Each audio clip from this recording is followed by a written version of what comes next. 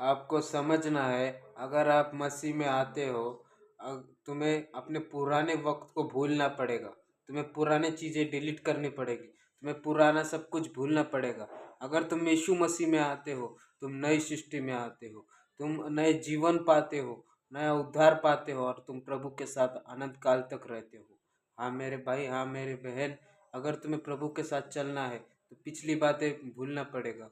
अगर आईने में खुद को देखोगे तो खुद को दो तरीके से देखते हैं, खुद और तुम दोनों को देखते हो और क्या बोलते हो, मैं आज मेरा चेहरा कैसा हो गया, कल मेरा चेहरा कैसा था। इसलिए अगर तुम्हें आगे जाना है तो पिछली बात को भूलना पड़ेगा। मैं तुम्हें समझाता हूँ, देखो, एक हमने मोटर ली पानी की मोटर, उसे हमने 2 साल 10 साल चलाया, फिर वो खराब हो गई। अगर हम मैकेनिक के पास गए, उसे बोले सुधार दे, उसने सुधार दिया, वो चली, 5 महीने चली और ख़राब हो गई, तो हम उसे कहाँ फेंकते हैं? कूड़े में फेंकते हैं, क्योंकि उसने हमें बताया ये मोटर 5 महीने चलेंगी।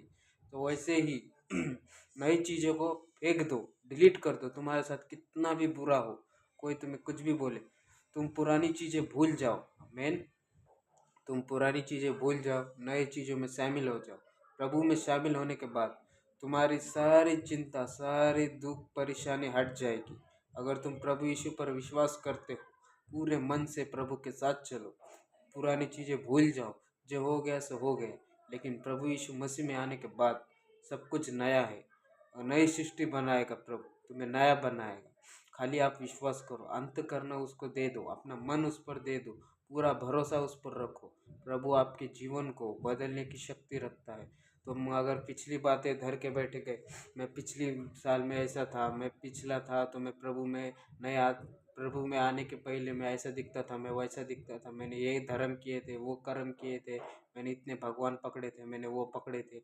अगर तुम ये बातें अगर मन में रखोगे तो प्रभु को दुख होगा। जैसे कोई बेटा अगर कुछ गलत काम कर दिया तो माँ बाप को बुरा लगता है, कुछ गलत बोल दिया तो माँ बाप को बुरा लगता है।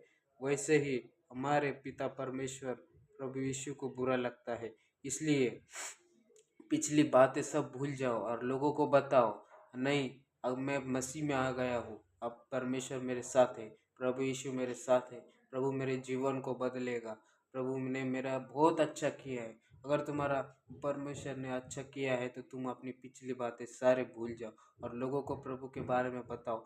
लोगों को भी प्रभु यीशु के बारे में बताओ, प्रभु यीशु कौन है, क्या है, प्रभु का असली मकसद क्या है, प्रभु कौन था, आदि क्या और वचन क्या। प्रभु ईश्वर का वचन कहता है, आदि भी वही था, वचन भी था और आदि में वचन था। मतलब अल्फा और मेगा सब कुछ प्रभु यीशु मसीह है। उसके बिना कोई स्वर्ग में नहीं जा पाएगा। इसलिए आज समय है, घुटनों पर आओ, प्रभु को प्रार्थना करो और अपना जीवन बदल लो। पिछली बातें सब भूल जाओ और प्रभु के नाम पर आगे चलो। आमीन।